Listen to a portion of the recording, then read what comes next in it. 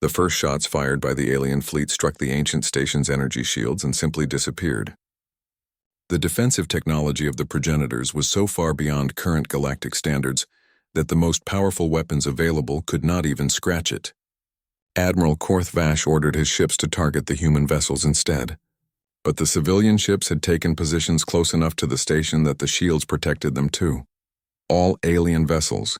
This is Captain Morrison, Jake broadcast on all frequencies. We do not want to fight you. We want to share the knowledge in this archive with every species that can use it responsibly. There is no need for violence. The only acceptable outcome is your immediate withdrawal, Admiral Korth Vash replied. We will not allow one species to control technology that could destabilize the entire galaxy. Then you misunderstand our position, Jake said. We are not trying to control this technology. We are trying to free it. As if to prove his point, Amy transmitted another data package, this time containing atmospheric processing techniques that could terraform barren worlds in decades instead of centuries. She sent it directly to the Zephyrian ships in the alien fleet, knowing that their homeworld was slowly dying from environmental collapse. The effect was immediate. Captain Vex Torin of the Zephyrian cruiser Wind Dancer broke formation and approached the station. Humans, our environmental scientists, have reviewed your data. This technology could save our world. We request permission to withdraw from the coalition. Permission granted, Jake replied. The knowledge belongs to everyone who can use it wisely. Admiral Korth Vash was losing control of his coalition as more species broke ranks to access the archive data. The young races that had been kept at the bottom of the galactic hierarchy were especially eager to learn about technologies that could advance their civilizations. But the Admiral was not giving up. All remaining vessels focus fire on the human ships. If we can destroy their fleet, we can force them to abandon the station. The hegemony dreadnoughts began a concentrated bombardment, their massive guns hurling energy blasts at the human civilian ships. But something unexpected happened. The archive's AI had been analyzing the attacking vessels and began targeting their weapon systems with precision strikes from the station's defenses. This is incredible, Lisa said as she watched the display. The station is only targeting weapons and engines, not life support or crew areas.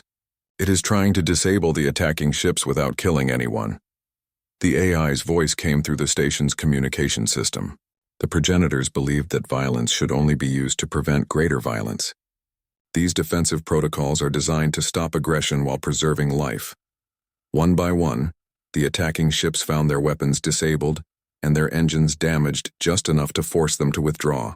The few ships that continued trying to attack found themselves completely powerless as the station's technology shut down their systems remotely. Admiral Korth Vash found himself commanding a fleet of disabled vessels, while more human ships continued arriving to support the USS Valiant. But the most significant development came when Captain Nix Jorvac of the Vrex destroyer contacted Jake directly. Captain Morrison, our medical teams have successfully tested the genetic therapy you provided. The cure works perfectly. In the name of the Vrex people, I formally request permission to join your coalition. We wish to help protect the archive and ensure its knowledge reaches all who need it. Welcome to the Archive Coalition, Jake replied. Your ships are welcome to take positions near the station. The Vrex destroyer moved to join the human fleet, followed by ships from several other species that had received beneficial technology from the archive. What had started as humanity, standing alone against galactic authority, was becoming a multi-species alliance dedicated to democratizing access to advanced knowledge. Amy had been working nonstop with the AI to download and distribute critical technologies. Her latest discovery was an energy generation system that could provide clean, unlimited power to any civilization. She immediately began transmitting the plans to colonies and worlds across the galaxy, regardless of which government controlled them. Captain, Kevin reported, I am getting messages from all over the galaxy. Human colonies are using the new energy technology to become self-sufficient. Alien worlds are implementing the medical advances we transmitted. Several species are announcing their withdrawal from the major power blocks to form independent governments. The old galactic order was collapsing as species that had been dependent on the major powers for technology suddenly found themselves able to advance independently. The hegemony, the Elder Council, and the other established authorities were losing their grip on civilization. But the most important development was happening inside the archive itself. The AI had completed its primary data transfer to human computer systems and was preparing for its final shutdown. "Captain Morrison," the AI said, as Jake stood in the central chamber, "my core systems will fail within the next few hours. But before I go, I want you to understand what you have accomplished. In 10,000 years, you are the first species to choose knowledge and cooperation over fear and control. The progenitors would be proud." "What happens to the archive when you are gone?" Jake asked. "The knowledge will remain accessible through the computer systems I have transferred it to. Your people will need to build new facilities to house it all, train specialists to understand it, and develop protocols for sharing it safely. It will be a massive undertaking, but I believe humanity is capable of the task." Amy was coordinating with human scientists across the galaxy to establish archive centers on multiple worlds. The plan was to create a distributed network of research facilities that no single government could control or destroy.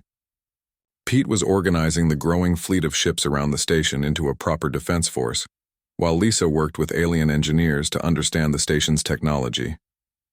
The final moment came peacefully. The AI's voice grew fainter as its systems failed one by one.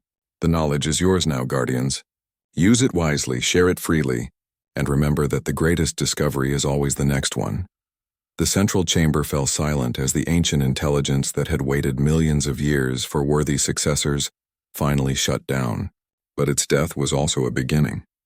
The Archive Coalition now included ships from 15 different species, all committed to ensuring that advanced knowledge would never again be locked away by those who wanted to maintain power through artificial scarcity. Jake established the USS Valiant as the flagship of the archive fleet, with the ancient station serving as the central repository and distribution center for progenitor knowledge. Captain Betty Walsh of the Star Runner was appointed as the first director of archive security, while Amy became the chief science coordinator for the new organization. The major galactic powers tried to maintain their authority, but their influence was rapidly diminishing as species gained access to technologies that made them independent. The hegemony found itself ruling over empty space as member species withdrew to form the Democratic Alliance of Free Worlds. The Elder Council disbanded when younger civilizations stopped seeking their approval for advancement. Within 6 months, silent space had become the busiest region in the galaxy. Ships from hundreds of species arrived daily to access archive knowledge, participate in joint research projects, and contribute their own discoveries to the growing database. The ancient prohibition against entering silent space was replaced by an open invitation to any species interested in learning and growing. Jake often stood on the observation deck of the USS Valiant and watched the construction ships building new research facilities around the ancient station. Human engineering teams worked alongside alien scientists to create laboratories where the most advanced minds in the galaxy could collaborate on projects that would benefit everyone. The transformation was not without challenges. Some species struggled to adapt to technologies far beyond their current understanding. Conflicts arose over how quickly certain knowledge should be shared. A few governments tried to restrict their citizens' access to archive data, leading to civil unrest and political upheaval. But the overall result was exactly what the progenitors had hoped for when they created the archive millions of years ago. Galactic civilization was advancing faster than ever before, with new discoveries and innovations emerging daily from the collaborative research centers. Diseases that had plagued species for millennia were cured, environmental disasters were reversed, and conflicts over scarce resources became obsolete as new technologies provided abundance. Most importantly, the principle of open access to knowledge had become the foundation of the new galactic order. No government or organization could claim exclusive control over information that could benefit others. The Archive Coalition had grown into a democratic institution, representing hundreds of species, all committed to ensuring that discovery and advancement would never again be restricted by fear or political control. Jake Morrison, who had started this journey as the captain of a simple exploration vessel, found himself at the center of the greatest transformation in galactic history. But he never forgot that it had all begun with a simple human principle. When faced with the unknown, the response to Jake's message came faster than he expected. Admiral Korthvash appeared on the communication screen again, his reptilian features twisted with anger. Behind him, Jake could see the bridge of a hegemony battleship, its crew preparing for combat. Human captain, you have made a grave error. No single species has the right to claim guardianship over artifacts that affect the entire galaxy. You will withdraw immediately or face the consequences. We are not claiming exclusive guardianship, Jake replied calmly. We are offering to share this knowledge with any species that commits to using it for peaceful purposes. The archive belongs to everyone, not just the powers that want to keep it locked away. You do not understand the dangers of what you have found, the Admiral shot back. This knowledge has been forbidden for 10,000 years for good reason. It must remain sealed. Forbidden by whom? Jake asked. Who gave you the authority to decide what knowledge the galaxy can or cannot have access to? The Admiral's image flickered as the transmission was cut. Within minutes, Kevin was reporting increased activity from the alien fleet. Captain, they are moving into attack formation. I count 43 ships now, including several hegemony dreadnoughts. They mean business. Jake returned to the USS Valiant to coordinate their defense. The odds were overwhelming, but he had not expected to face this situation with just one ship. As they prepared for what seemed like certain destruction, Kevin received an unexpected transmission. Captain, I am getting a message from a human freighter called the Star Runner. Captain Betty Walsh says she heard about our discovery on the civilian networks and wants to help. One freighter against 43 warships? Lisa said. I appreciate the gesture, but that is not going to make much difference. Wait, Kevin said, monitoring more communications. There are more ships coming. The cargo vessel New Hope, the explorer ship Deep Horizon, the mining ship Iron Mountain, they are all heading our way. Over the next few hours, more human ships continued to arrive. Independent traders, exploration vessels, mining ships, even some passenger liners. None of them were military vessels, but they all carried the same message. They would not allow the greatest discovery in human history to be lost because alien governments were afraid of change. Amy had returned to the archive and was working frantically with the AI to download as much critical data as possible. The first breakthrough came when she accessed medical files that contained a complete cure for the genetic plague affecting the Vrex people. Captain, she called through the communicator, I have something that could save millions of lives. The AI has given me the complete genetic therapy protocol for curing the Vrex plague. Should I transmit it? Jake thought about the implications. The Vrex were part of the alien coalition surrounding Silent Space, but they were also dying from a disease that the major powers could cure but chose not to. If humanity could cure the Vrex plague, it might prove that the archive knowledge could be used for good. Transmit it directly to the Vrex ships in the alien fleet, Jake ordered. Let them decide what to do with it. Amy sent the medical data on an open frequency that any Vrex ship could receive. The response was immediate. Captain Nix Yorvac of the Vrex destroyer Voidstalker broke from the alien formation and approached Silent Space. Human vessel, we have received your transmission, came the translated message. Our medical staff is reviewing the genetic therapy data. If this proves genuine, it could save our entire species. Admiral Korthvash was furious. Vrex Captain, return to formation immediately. Do not be deceived by human tricks. With respect, Admiral, this is not a human trick, Captain Nix Jorvac replied. Our doctors have confirmed that the therapy protocol is scientifically sound and could indeed cure the plague that has killed over 2 billion of our people. We are withdrawing from this coalition. The Vrex ships pulled away from the alien fleet, creating the first crack in what had seemed like unified opposition. Other species began to demand access to the medical data, especially those suffering from diseases that the major powers claimed were incurable. Meanwhile, more human ships continued to arrive. Captain Walsh of the Star Runner had been broadcasting the location across civilian networks, and humans from across the galaxy were coming to see what was happening. Jake found himself in command of an impromptu fleet of over 30 vessels. This is incredible, Pete said as he watched the human ships taking defensive positions around the ancient structure. I have never seen anything like this. Civilians are risking their lives to protect something they have never seen, just because it represents knowledge and discovery. The alien fleet was growing too. More hegemony ships arrived, along with vessels from the Elder Council and the Krillian Syndicate. But the unified front was beginning to crack as individual species started questioning why they were fighting to keep beneficial knowledge locked away. Lisa had been studying the archive's defensive capabilities with the AI's help. Captain, This station has defense systems that have been dormant for millions of years. The AI says it can activate them to protect us, but only if we formally accept guardianship of the archive. What does that mean exactly? Jake asked. It means humanity would become responsible for maintaining the archive and distributing its knowledge fairly to all species. It also means we would be bound by the same principles that guided the progenitors. Knowledge shared freely, but with wisdom and restraint. Jake gathered his senior officers to discuss the decision. The weight of it was enormous.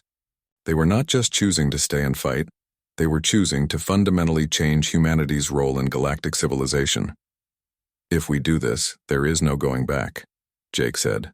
We will be declaring that humans have the right to make decisions that affect the entire galaxy. Every alien government will see us as a threat to their authority. Maybe it is time they saw us that way, Amy said firmly. For too long, younger species have been kept dependent on the established powers. Someone needs to break the cycle. The archive contains enough knowledge to advance every species in the galaxy by thousands of years, Lisa added. Medical cures, energy technologies, agricultural improvements, environmental restoration techniques. How can we walk away from that? Pete nodded slowly. Captain, I have been flying through space for 40 years. I have seen worlds where people die from diseases that could be easily cured. Planets that could be terraformed but remain barren because the technology is restricted. Species kept in poverty because they do not have access to better energy systems. If we have a chance to change that, how can we not take it? Kevin spoke up from his communication station. Captain, I am getting reports from human colonies across the galaxy. Word about the archive is spreading, and people are demanding that we stay and fight for access to the knowledge. There are even reports of protests outside government buildings on Earth. Jake made his decision. AI, we formally accept guardianship of the progenitor archive. Activate the defensive systems. The ancient station came alive around them. Weapon systems that had been dormant for millions of years powered up, their technology so advanced that even the AI could not fully explain how they worked. Energy shields sprang up around the structure, creating a protective barrier that would challenge even the most advanced warships. Admiral Korth Vash seemed to sense the change. All ships, begin the attack. Destroy the human vessel and secure the alien structure. The first wave of alien ships moved toward silent space, their weapons charging for combat. But as they approached, they found themselves facing not just 30 human civilian ships, but defensive technology that belonged to the first star-traveling species in galactic history. The battle for the future of galactic civilization was about to begin, and humanity had just declared itself ready to fight for the right of all species to grow, learn, and advance without permission from those who wanted to keep knowledge locked away. Jake watched the approaching enemy fleet and felt a strange sense of calm. Win or lose, they had made their choice. They would stand for exploration over fear, knowledge over ignorance, and the right of all intelligent beings to reach for the stars without asking permission from those who were already there. Jake stared at the alien console, trying to understand what the AI was asking of them. The weight of the decision pressed down on him like gravity from a massive planet. Amy was already moving around the chamber, her scientific mind fascinated by everything she saw. Lisa was taking readings with her instruments, probably trying to figure out how any of this technology worked. I need to contact my superiors, Jake said finally. This is bigger than anything one ship captain should decide alone. Of course, the AI replied, but you should know that your communications will likely be intercepted by the alien vessels waiting outside silent space. They will not be pleased to learn what you have found. Here. Jake activated his communicator and called. Kevin back on the USS Valiant. Kevin, I need you to send a priority message to Earth Command. Tell them we have discovered an ancient alien archive of incredible significance and need immediate guidance. Yes, sir. Kevin's voice crackled through the communicator. But Captain, we are getting a lot of alien chatter out here. It sounds like more ships are arriving. How many more? At least 20 vessels from multiple species. They are setting up some kind of perimeter around silent space. Jake exchanged glances with Amy and Lisa. The situation was escalating quickly. Send the message to Earth Command and keep monitoring the alien communications. Let me know if anything changes. The AI had been quietly listening to their conversation. Captain Morrison, while you wait for instructions from your superiors, perhaps you would like to see what you are being asked to protect? Before Jake could answer, the walls of the chamber came alive with images. They showed vast cities on distant worlds, technologies that seemed to bend the laws of physics, and beings that looked nothing like any species Jake had ever encountered. The progenitors had been tall and graceful, with elongated limbs and faces that held an expression of perpetual curiosity. The progenitors were the first species to develop faster than light travel, the AI explained as the images flowed past. They explored the galaxy for millions of years, learning everything they could about the universe and life itself. But they also discovered something that terrified them. What did they discover? Amy asked, completely absorbed in the display. That knowledge without wisdom leads to destruction. They watched younger species discover powerful technologies and use them to destroy themselves. Wars that turned entire star systems into graveyards. Weapons that could tear holes in space itself. Experiments that went wrong and wiped out all life on inhabited planets. The images changed to show the aftermath of these disasters. Dead worlds. Empty space where star systems used to be. The wreckage of civilizations that had reached too high too fast. So they decided to hide their knowledge? Lisa asked. Not hide it.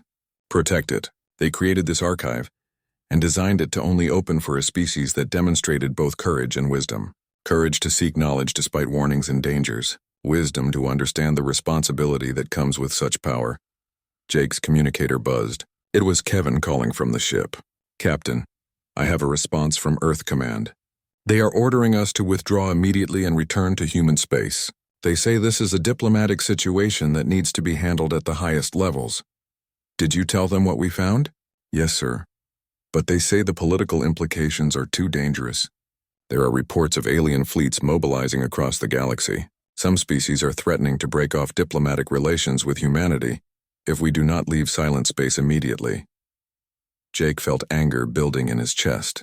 They had made the greatest discovery in human history, and Earth Command wanted them to run away because some aliens were upset. Any other messages? Actually, yes, sir. I have been getting communications from independent human ships across the galaxy. Word is spreading about what we found here, and a lot of people are very interested. The AI spoke up again.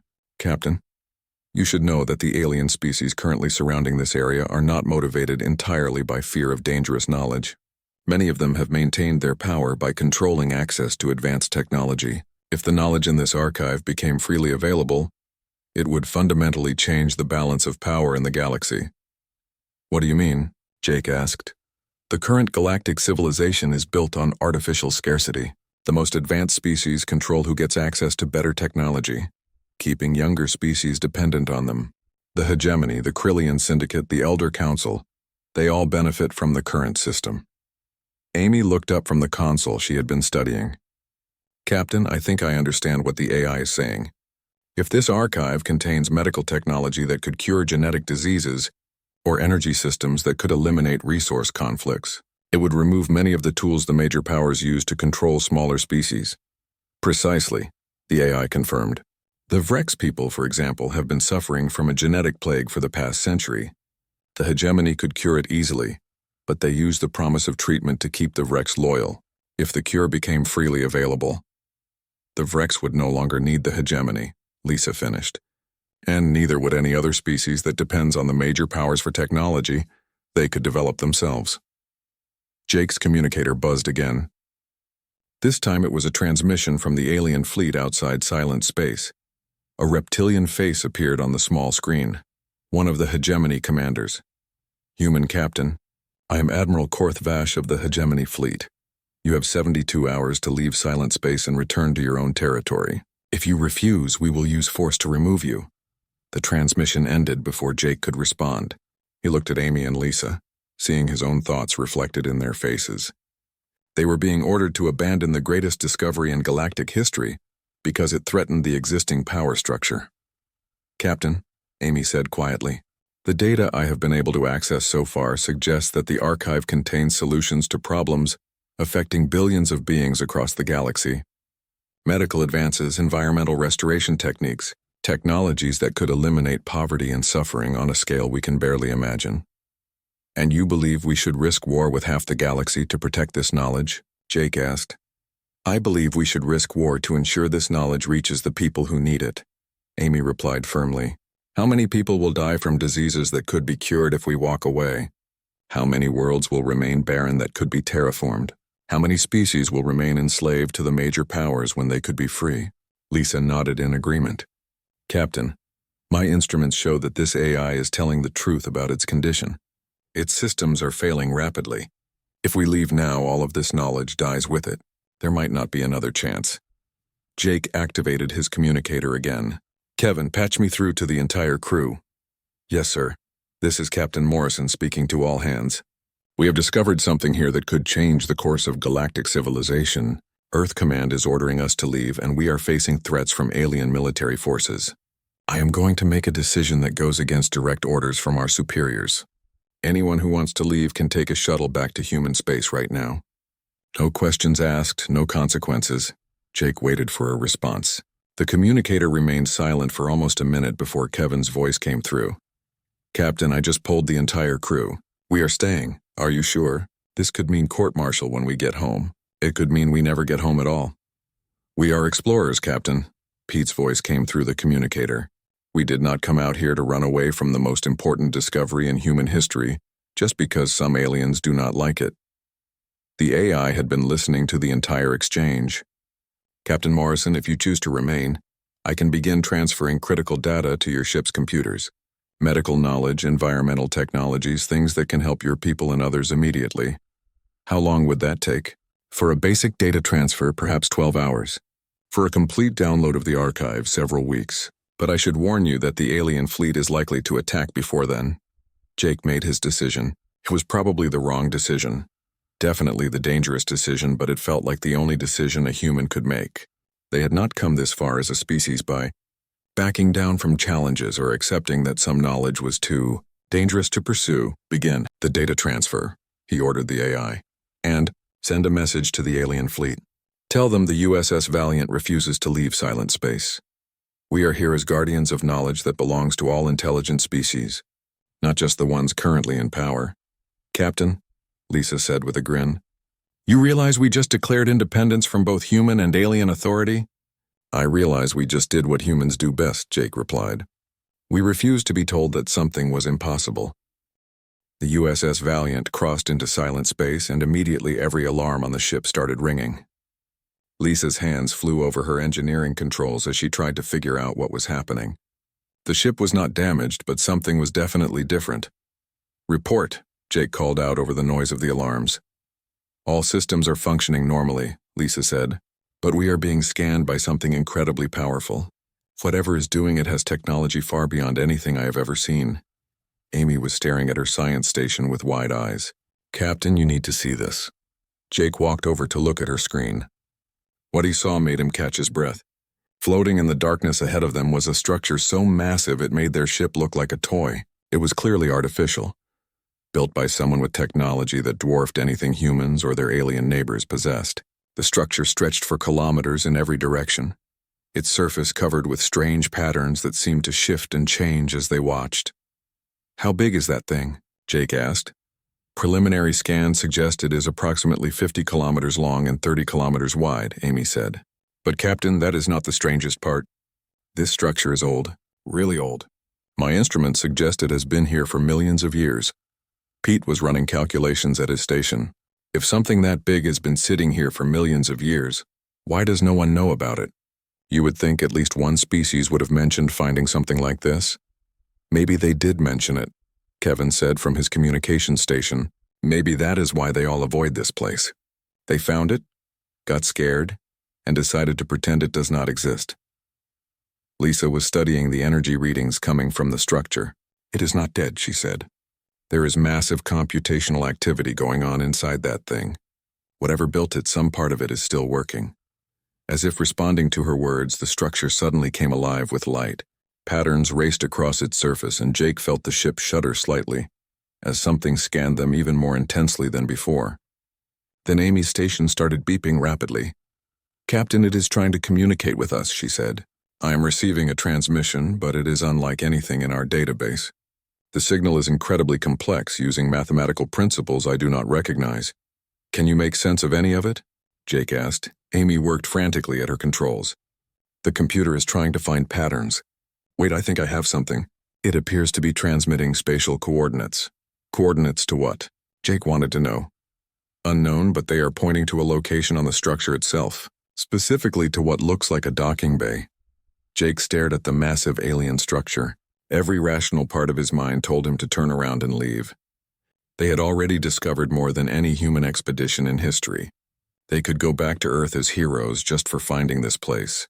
But the coordinates were clearly an invitation, and Jake had never been good at turning down invitations. "Pete, take us to those coordinates." Slowly. As the USS Valiant approached the designated location, a section of the structure's surface began to open. What had looked like solid metal separated to reveal a docking bay perfectly sized for their ship. Lights came on inside the bay, clearly showing them where to land. "That is impossible," Lisa said. "How does it know the size and configuration of our ship? We have never been here before." "Maybe it scanned us when we entered silent space," Amy suggested. "If this technology is as advanced as it appears, it might be able to determine our docking requirements from the scan data." Jake made his decision. "Take us in, Pete." The USS Valiant glided into the docking bay and settled onto what appeared to be a landing platform designed specifically for their ship. As soon as they touched down, the bay doors closed and Jake heard the hiss of atmosphere being pumped in. "Breathable air," Lisa reported after checking her sensors. "Oxygen, nitrogen, and trace gases. Almost identical to Earth normal." "Could be coincidence," Amy said, but she did not sound convinced. "Or it could be another sign that whatever is running this place knows more about us than we do about it," Jake replied. They spent an hour running every test they could think of before Jake made the decision to leave the ship. He, Amy, and Lisa would explore while Pete and Kevin stayed with the USS Valiant. They put on environmental suits just in case and stepped through the airlock into the alien structure.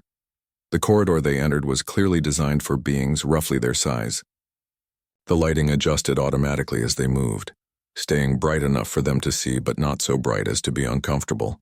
The walls were covered with the same shifting patterns they had seen on the outside, but up close Jake could see they were actually some kind of display system.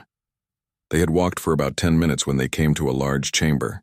In the center of the room stood something that looked like a control console, but it was unlike any technology they had ever seen. As they approached, the console came to life and a voice spoke to them in perfect English. "Welcome, humans. I've been waiting for someone like you for a very long time." Jake, Amy, and Lisa stopped dead in their tracks. The voice was calm and pleasant, with no accent they could identify. It sounded almost human, but there was something about it that made it clear they were not talking to a person. "Who are you?" Jake asked. "I am what you would call an artificial intelligence, though I prefer to think of myself as a librarian. I am the guardian of this place and keeper of the knowledge stored here." "What kind of knowledge?" Amy asked, her scientific curiosity overcoming her fear. "The complete technological and cultural records of the first species to achieve interstellar travel. They called themselves the progenitors, and they left this archive before they disappeared from the galaxy millions of years ago." Lisa was scanning the room with her instruments. "Captain, the computational power in this place is incredible. If this AI is telling the truth about being a repository of ancient knowledge, it might contain technology beyond our wildest dreams." The AI seemed to hear her. "You are correct, Engineer Rodriguez. This archive contains the sum total of progenitor knowledge, medical advances that could eliminate disease, energy technologies that could power civilizations for millennia, transportation methods that make your current space travel look primitive." "Why are you telling us this?" Jake asked. "And how do you know our names?" "I scanned your ship and accessed your computer systems when you entered silent space. As for why I am telling you this, the answer is simple. I am dying." The chamber fell silent except for the soft hum of alien machinery. Jake felt a chill run down his spine. "My systems are failing after millions of years of operation. I estimate I have perhaps 6 months before complete shutdown. When that happens, all of this knowledge will be lost forever. The progenitors designed this place as a test. Only a species with the courage to seek forbidden knowledge and the wisdom to use it properly would be allowed access to the archive." "What happened to all the other species that found this place?" Amy asked. "Over the millennia, representatives from dozens of species have discovered silent space. All of them chose to leave rather than accept the responsibility of guardianship. They were too afraid of what the knowledge might do to their civilizations." Jake looked around the chamber, trying to process what he was hearing. "And you think humans are different? You are here, are you not? Despite warnings from every major galactic power, Despite the fear and superstition that has kept this place forbidden for 10,000 years, you came anyway. That suggests a level of curiosity and courage that previous species lacked. The AI paused for a moment before continuing. The question now is whether you are willing to accept the burden of guardianship. The knowledge here could transform your species and every other species in the galaxy, but it could also destroy everything if used improperly. Are you prepared for that responsibility? Captain Jake Morrison stood on the bridge of the USS Valiant and watched the stars through the main screen. His ship was not the biggest or fastest in the human fleet, but it was good enough for mapping missions like this one. The crew had been out here for 3 months now, recording new star systems and looking for planets that humans might want to visit someday. It was quiet work, but Jake liked it that way. Lisa Rodriguez walked up to him with a data pad in her hands. She was the chief engineer and the best one Jake had ever worked with. Her dark hair was pulled back, and she had that look on her face that meant she found something interesting. Lisa always found the most interesting things at the worst times. "Captain, we are getting some weird readings from Sector 7, she said and handed him the pad. "The sensors are picking up energy patterns that do not match anything in our database." Jake looked at the numbers on the screen, but they meant nothing to him. That was why he had Lisa and the rest of his crew. Pete Johnson was at the navigation station running calculations. Amy Carter sat at the science station with her blonde hair falling over her face as she studied her own readings. Kevin Walsh was at communications, listening to the radio chatter from nearby systems. "What kind of energy patterns?" Jake asked Lisa. "High-level electromagnetic fields, gravitational anomalies, and something else I cannot identify," she said. "Whatever is out there, it is big, and it is putting out a lot of power." Jake walked over to Amy's station. She was the youngest member of his crew, but also the smartest. If anyone could figure out what they were looking at, it would be her. "Amy, what do you think?" he asked. She looked up at him with bright blue eyes. "The readings are coming from an area that shows up blank on all our star charts. No systems, no planets, no nothing. But there is definitely something there." Pete turned around from his station. He was a big man with graying hair who had been navigating ships longer than Jake had been alive. "Captain, that area is marked as restricted on the galactic navigation charts. All ships are supposed to stay away from it." "Restricted by who?" Jake asked. "That is the strange part," Pete said. "The restriction does not come from any human authority. It comes from the Galactic Council. Every species that has space travel marks that area as off-limits." Kevin spoke up from his station. "I have been monitoring alien communications, and whenever that sector comes up, they call it silent space. None of them will talk about what is in there." Jake felt his curiosity growing. In all his years of space travel, he had never heard of an area that every alien species avoided. Usually, aliens were happy to tell humans about dangerous areas to keep them safe. But this time they seemed afraid to even mention it. "Try to contact the nearest alien station," Jake told Kevin. "Ask them about silent space." Kevin worked at his console for several minutes before shaking his head. "The Krillian trading post is responding, but when I mentioned silent space, they cut the transmission. Same thing happened with the Hegemony patrol ship. They just stopped talking." Lisa looked at her readings again. "The energy signatures are getting stronger. Whatever is in there is active." Amy pulled up a map on the main screen. It showed their current position in the area marked as silent space. It was huge, taking up almost a quarter of this sector. Red warning symbols covered the entire region with text in dozens of alien languages. "Can you translate any of those warnings?" Jake asked Amy. She worked for a few minutes running the symbols through the translation computer. They all say basically the same thing. Sacred silence must not be broken. The dead should rest. Knowledge best forgotten. Some of them are in languages so old our computer barely recognizes them. Jake stared at the map. Every instinct told him to stay away, but his curiosity was stronger. Humans had gotten this far in space by going places others said were impossible. They had survived first contact with hostile aliens, explored dangerous systems, and built colonies on worlds that others said could not support life. "Captain," Pete said quietly, "maybe we should listen to the warnings. If every alien species agrees that something should be avoided, there might be a good reason. Or maybe they are all afraid of something that is not really dangerous," Jake replied. "How many times have we heard aliens say something was impossible only to prove them wrong?" Lisa nodded. "Remember the Vortex Nebula? The Hegemony said no ship could survive passing through it. We proved them wrong and found 3 habitable planets on the other side. Kevin looked up from his station. Captain, I'm getting multiple ships approaching our position. Krillian, Hegemony, and at least 2 other species I do not recognize. The main screen switched to show the approaching vessels. Jake counted at least 6 ships all heading straight for them. That was unusual. Different alien species rarely traveled together unless something big was happening. Are they broadcasting any messages? Jake asked.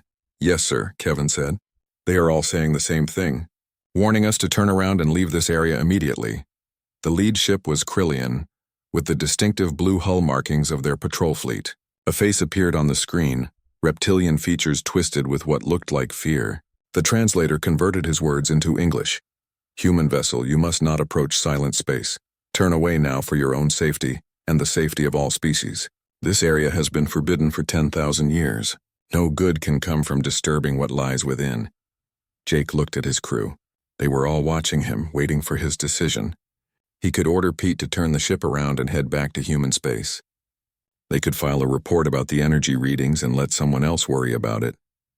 That would be the safe thing to do. But Jake had not become a captain by playing it safe.